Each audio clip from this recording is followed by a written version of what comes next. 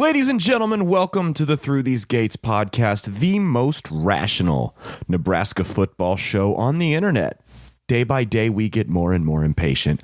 I am Caleb Salvatore, your host, and this is something I'm super excited to be doing. Let me tell you a little bit about me since it's, the first episode. It's like that boring part of class where the teacher makes you tell a fun fact about yourself and you really don't want to do it. I am a stand-up comedian. I have live shows constantly. I'm always working at that. I have worked for various foundations doing digital media like YouTube video, podcast, etc. I've done shows for streaming networks. I have done shows on the paranormal. I have done shows on comedy. I have done shows on politics, all of which I really, really enjoy, like truly. I am a special guest on an NFL gambling show called Crooks and Books. We get about 80,000 viewers a week on there. You can check it out on Spotify. Shout out to Kay Deuces, the sports bet queen. I've done everything there is to do, but the one thing I never got to do that I've always wanted to do was a Nebraska football show, because I will sit there and have just millions of thoughts running through my head after every game. And I figured it would be better to share them with the internet than my fiance, because she's really tired of hearing about it, about how this is our year. So I figured it would be best if I started up a Nebraska football show. So basically the gist of this show, we're going to do a pregame on Friday or Thursday, and then we'll do a postgame reaction on Sunday. I don't want to do a day of postgame reaction because a lot of emotions are flowing there. And while I say the term the most rational Nebraska football show, kind of tongue-in-cheek, because those who know me know what a lot of you will find out that are listening to this show, I want to be somewhat rational with how I look at it. I want to look at it from the next day, kind of like a hangover perspective. So that's what we're going to be doing here. I figured enough with the boring introductions. I've already wasted 2 minutes of your time. Let's dive in. What I want to do this week, I want to do a preseason preview into two separate parts. And what I want to do is I want to break down the offense, and then I want to break down the defense and special teams. The offense is we're going to go first because that's naturally how it goes. So we're going to break down the offense first. Special teams will go with defense because the offense typically takes a little bit more time when we're doing analysis like this and breakdown. So let's start off with the position that everyone's talking about. We kind of got a good problem to have right now, which is too many quarterbacks capable of starting in the QB room. And it's a good problem or a bad problem depending on how you play your cards, right? So obviously the name everyone's talking about is Casey Thompson, right? Number 11, straight out of Texas. Everyone, Casey Thompson is all we hear. And I understand the hype train. I really do. And my gut feeling on this tells me that if last year's team doesn't turn the ball over like it's their occupation, we win at least 6 or 7 games. And Casey Thompson is the difference there. I really believe that if you have a quarterback that just somewhat takes care of the football better than Adrian Martinez, he doesn't have to be Patrick Mahomes, right? He doesn't have to be. If they could just take care of the football. I mean, Adrian threw 16 interceptions, 16 interceptions. I mean, if you have a quarterback that doesn't turn the ball over 20 times in a season, yes, I think you're bowl eligible.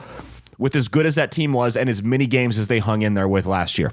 I really do. I think that if your quarterback can just manage the game and not lose it for you, that's the difference, right?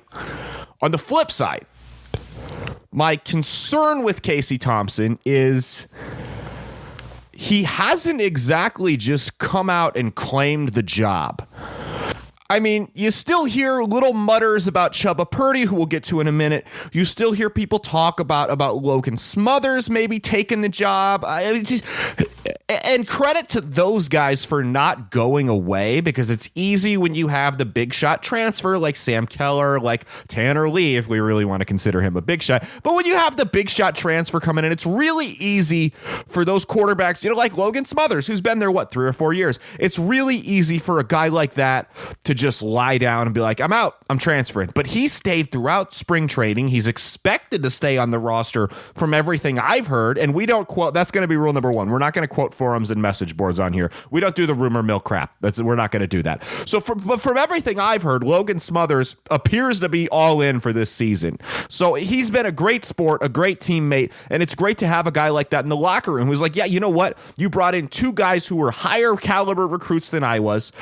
Two guys who are probably better fits for the offense you want to run and don't have the just bad taste of last year on them, but I'm going to stay here and fight. And I think that's great. I really do. I think that's I think that shows a lot of character from him. And I'm really glad, even if he doesn't start another game at Nebraska, I think having a guy like that in the locker room is huge, right? Especially, I mean, he's not a walk-on.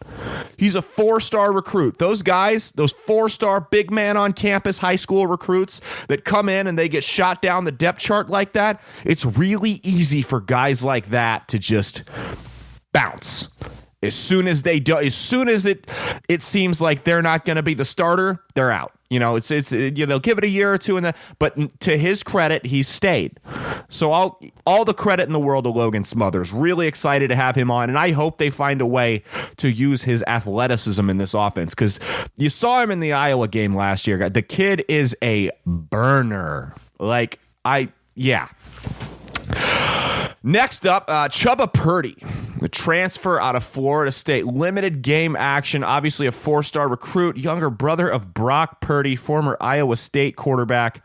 By all means, it looks like the present and the future are here. The present in Casey Thompson and the future in Chubba Purdy, who looked solid by all accounts in the spring game. We didn't see much of Casey in the spring game at all, but Chubba in his reps, and you don't want to get too deep into the spring game. You don't want to buy too much there. But in his limited reps, Chubba looked good in the spring game. I'll give him credit. The ball was where it needed to be, because I remember going when Bill Callahan last year, I remember going and watching Sam Keller in the spring game, and everyone was so excited. We got this big shot, former Heisman candidate, blue chip quarterback coming. He's finally the right fit for this offense. He was going to be, Zach Taylor was the bridge guy, and Sam Keller was going to be the guy that just took us over the edge and led us to the promised land. And I remember watching him in the spring game thinking, these passes are all behind. Every pass he threw was behind his guy. And I was walked away. I don't think too much of it. And then I was like 10, right? This is 18 years ago. So I remember walking away, my dad being, "Oh, don't think too much of it. You know, it's the spring game. Nothing serious happens in the spring game." So I took him at his word, and obviously what happened. And Joe Gans, again, we're talking about guys not laying down. Credit to Joe Gans, who probably should have won that quarterback battle, by the way. Going way back, throwback in Husker history here. We're looking to the future because we totally have one. So that's my take on the quarter. I think Chubba Purdy is the future. I think if he starts a game this year that's not because of injury, we may be in trouble. Because Frost is not in a position right now where he can just hand somebody the keys, right? I think Casey's winning the job. I do. I don't think he's being handed it. So I think every rep is going to be earned on this team. It has to be. He can't, show some undying loyalty to a quarterback like he did with Adrian last year, or for 4 years, excuse me. He can't do that. So I think every snap is going to be earned, specifically at a position like quarterback. And I think my concern is if Casey doesn't start a game for any reason other than injury, that's a bad sign. Because what do we have after him? I mean, seriously, if there's anything there, they would have been starting, right? So that's my concern. Chubba's going to be a great project quarterback. It's great to have a 4-star recruits. It's good to have them, period. So it's great to have a blue chip recruit in your locker room, specifically at quarterback. I mean, you got 4-star quarterbacks when you include Heinrich Harburg, who we didn't even get into. He's buried on the depth chart.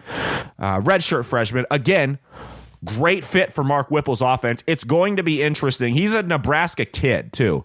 So it's going to be interesting down the road to see if Heinrich ends up staying or transferring if he doesn't win a job. So, I mean, between him and Purdy, that's going to be the competition in a couple years once Casey Thompson's moved on to bigger and better things. Hopefully in the NFL as the top 5 pick after he won the Heisman here, kind of Joe Burrow style. So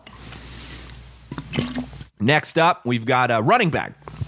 And while we were talking about the deep QB room that didn't really have any clear-cut starters, running back is a similar situation, but I think it's a little bit better. I think running back actually may be the most loaded position on the offense. You've got 4 or 5 guys that are starting caliber, and they all do something different, right? Anthony Grant, JUCO Player of the Year. We've said it till we're blue in the face. He can return kicks. He can do everything. That's your do-it-all back. Everyone loves. We have raved over Anthony Grant throughout the offseason. Let's hope he's as good as advertised.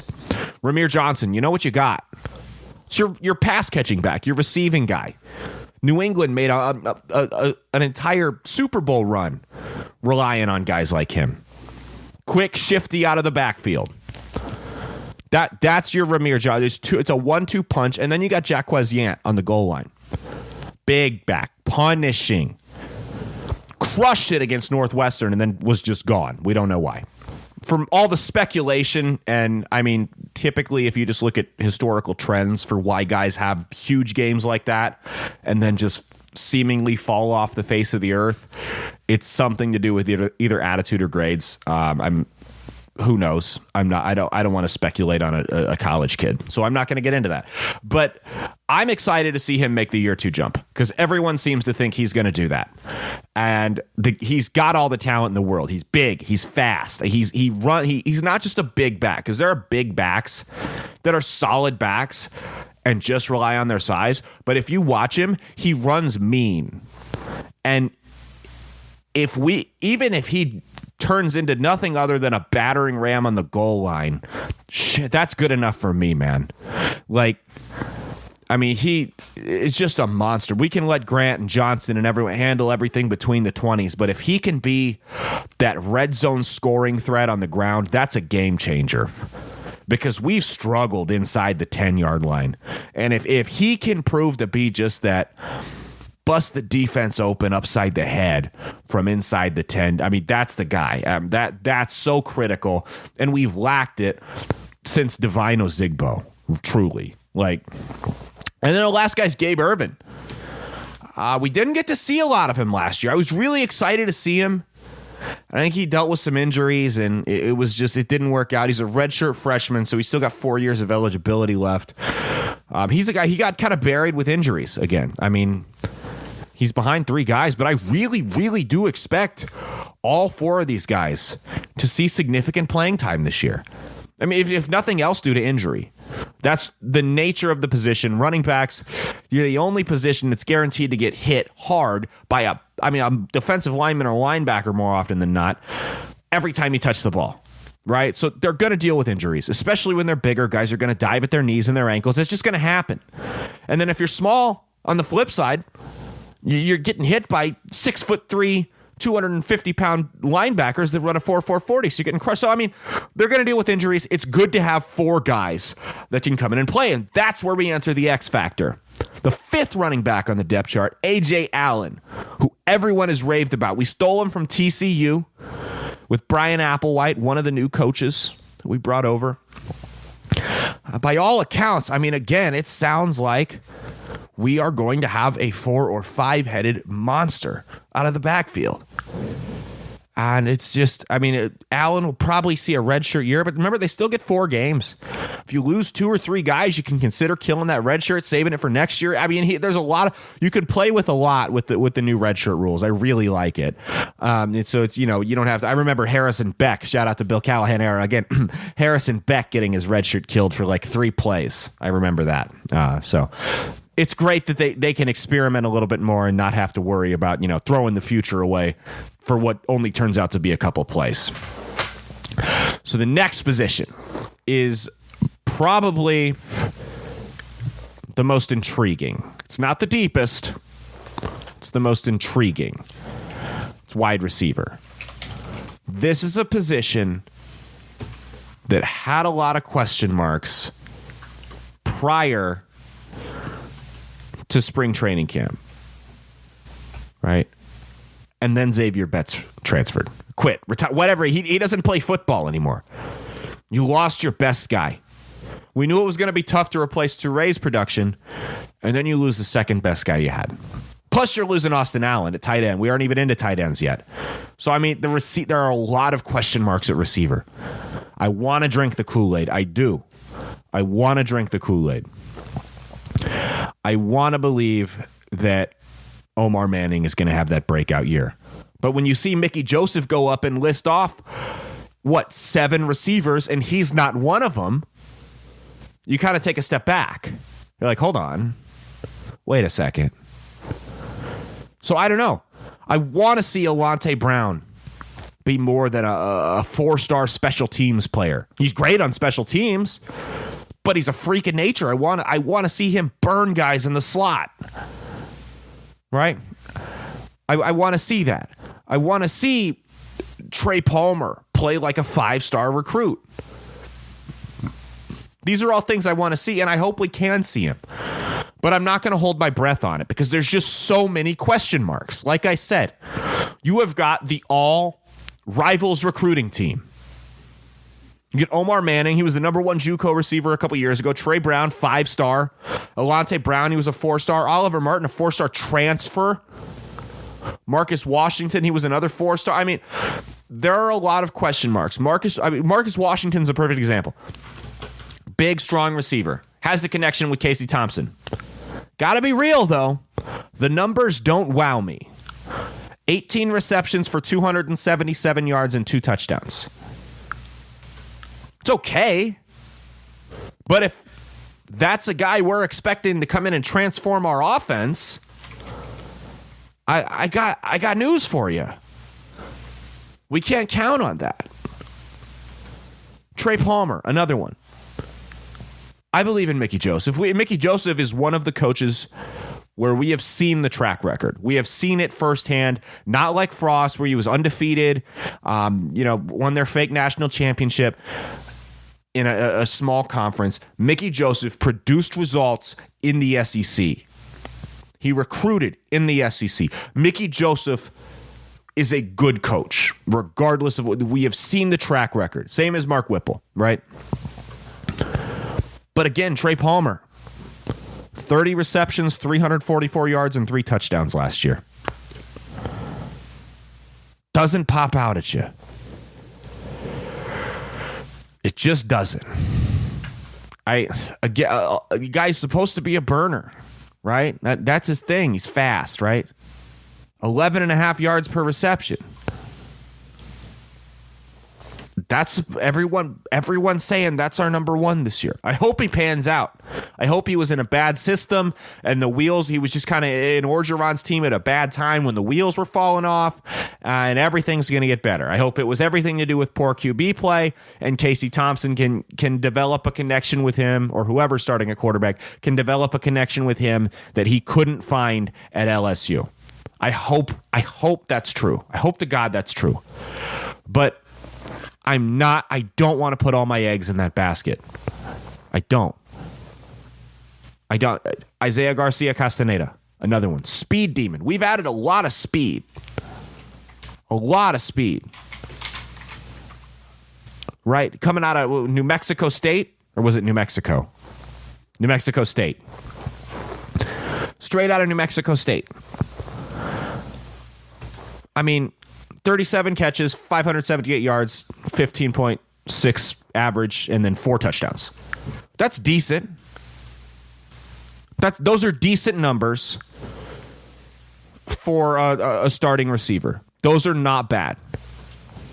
And you have to consider he was playing at New Mexico State, probably didn't have the best quality of talent throwing him the ball. So it has to be taken with a grain of salt. I mean, New Mexico State was 2-10 last year.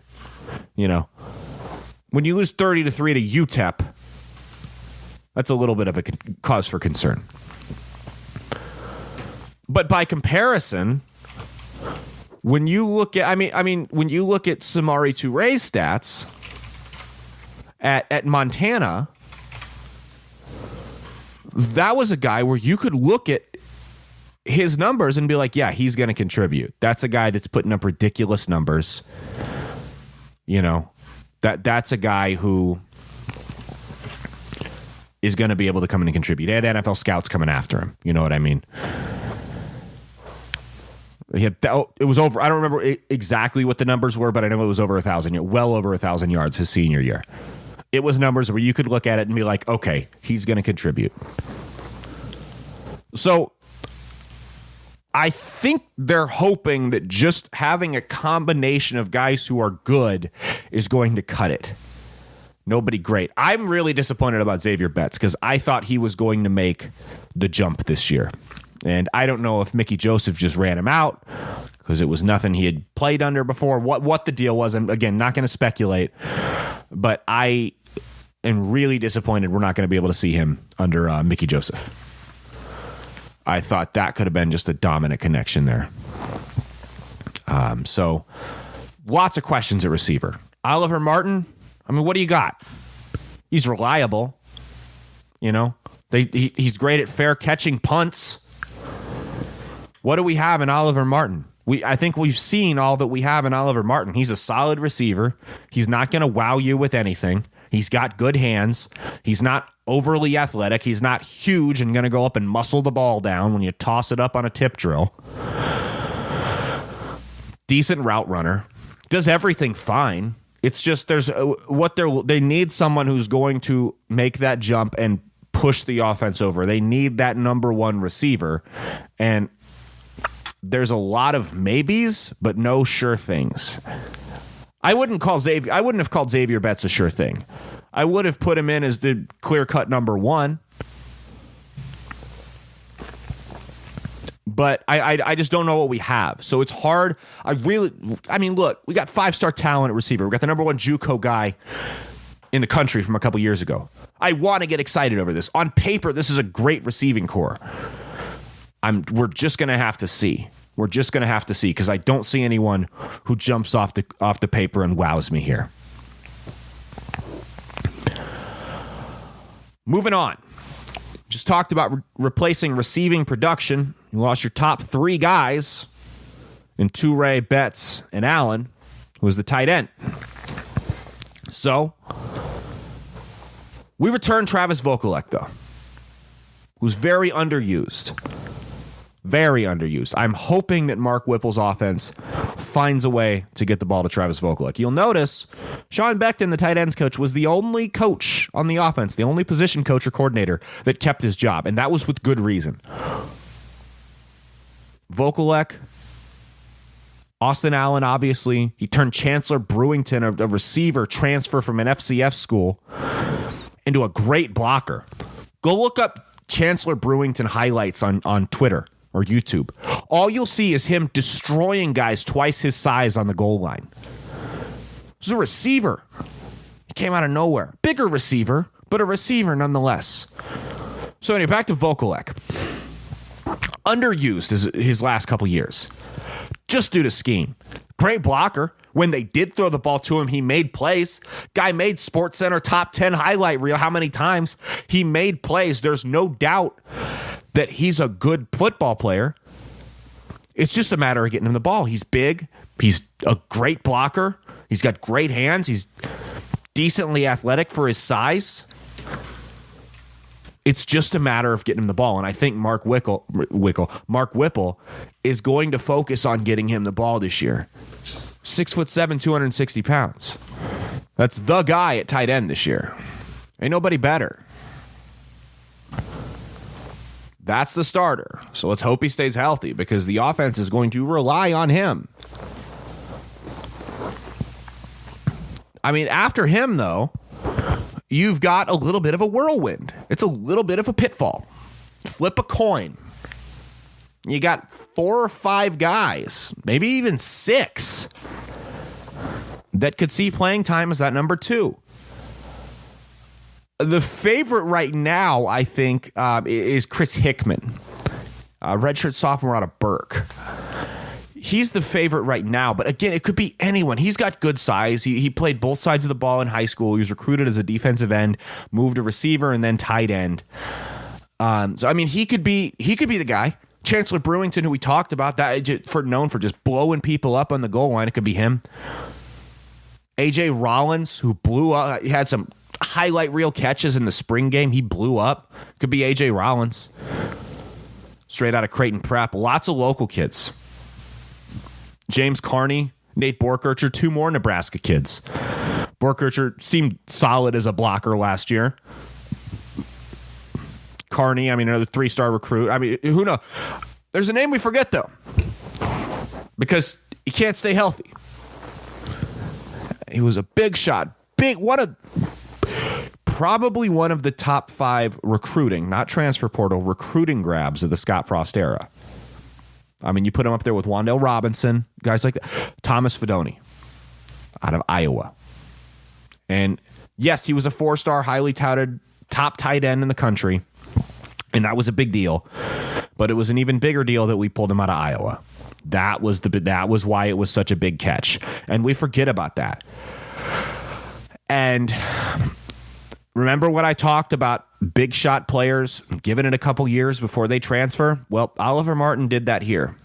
Nebraska kid transferred from Iowa back to Nebraska.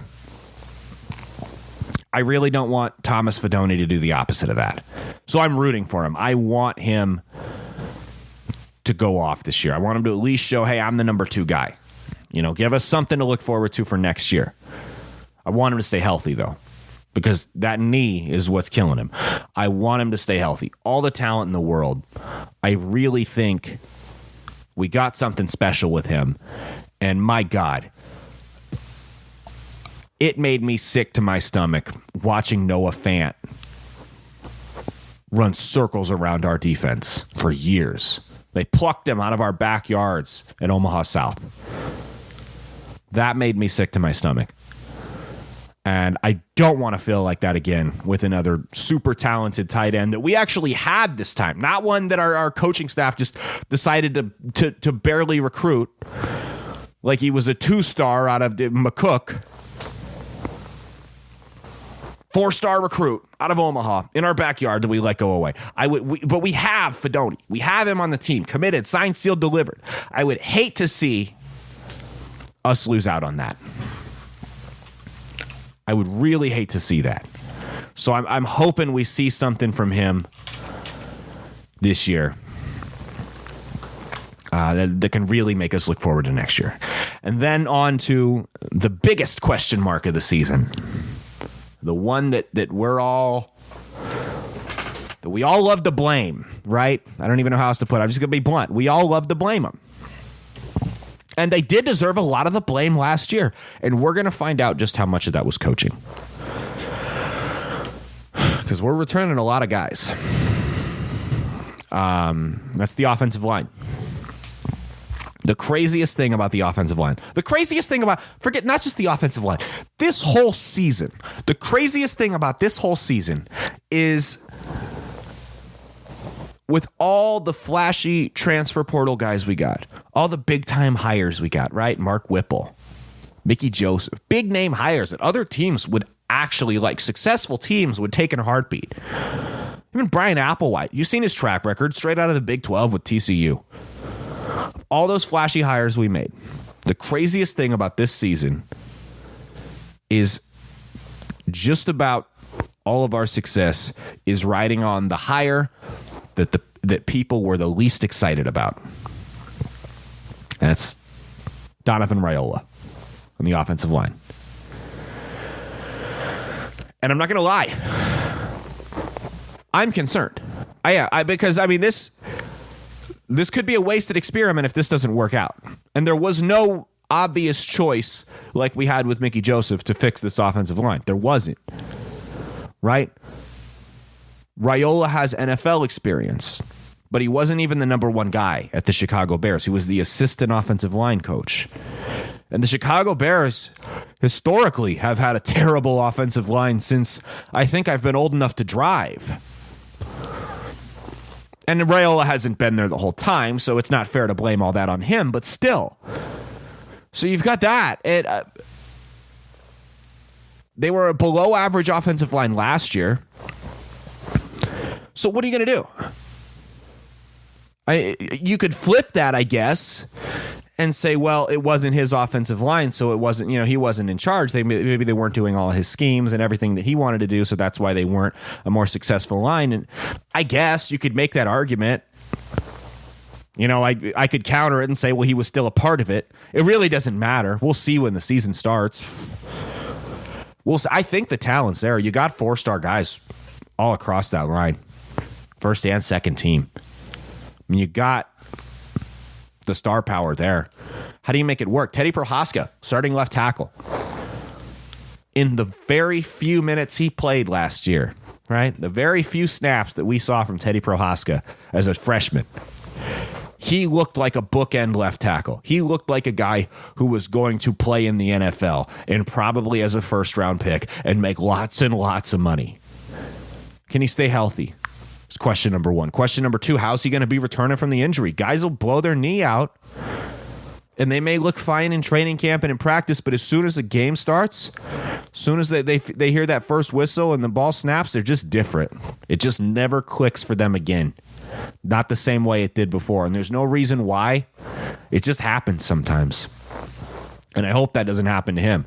He's a local kid. He's a beast of an offensive lineman.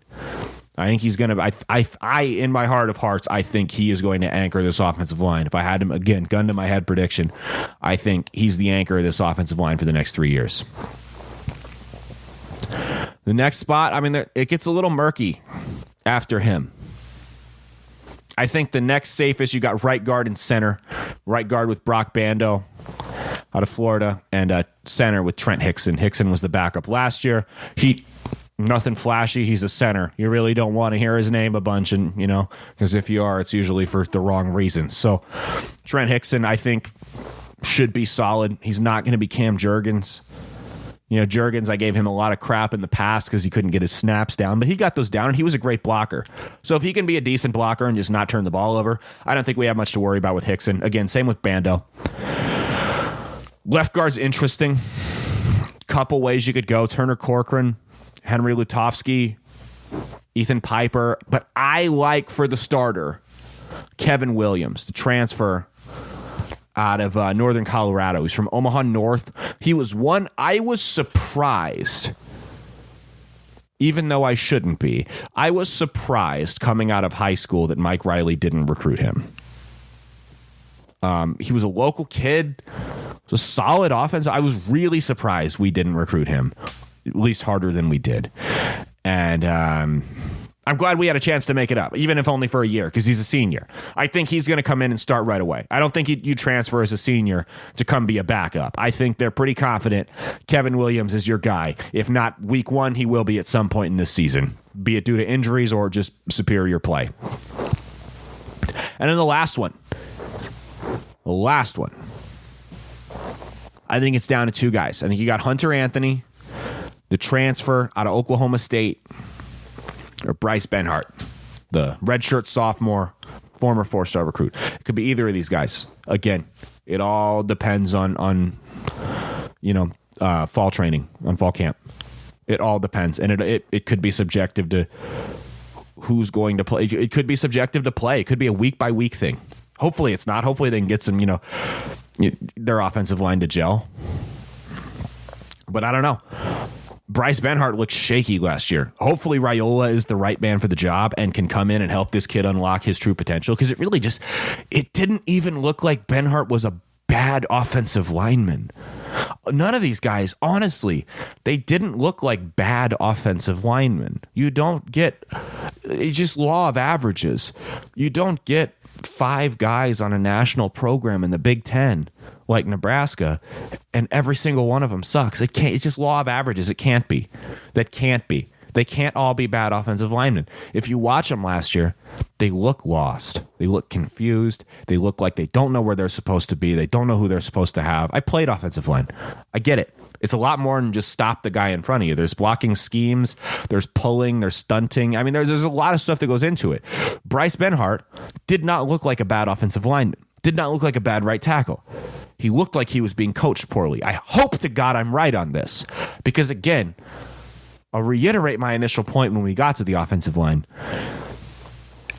This entire season rides on it. No pressure, Donovan Raiola. No pressure at all. this season rides on it, on their success. The success of this season depends heavily on the success of that offensive line. And I really, really hope that they're going to put it together this year. And I think they will. I don't think they're going to be a legendary offensive line that we'll all remember as one of the greatest. It's not Zach Wiegert and Will Shields. But I think they're going to put together a serviceable performance. And again, when we talked about the quarterback not turning the ball over 20 times last year, if your offensive line is even average last year, that's good for at least 2 or 3 more wins. And that's going to do it. We're going to wrap this one up. This has been the Through These Gates podcast. We are doing the offensive season preview. Next, we'll bring you the defensive preview. We are going to eventually start doing video here. We just moved about a month ago. We've got a studio getting set up, and I'm still working on it because I got another podcast called Bread and Circuses. Make sure you guys check that out. I record that in my home studio as well with another comedian, Nick Kohler, out of El Paso.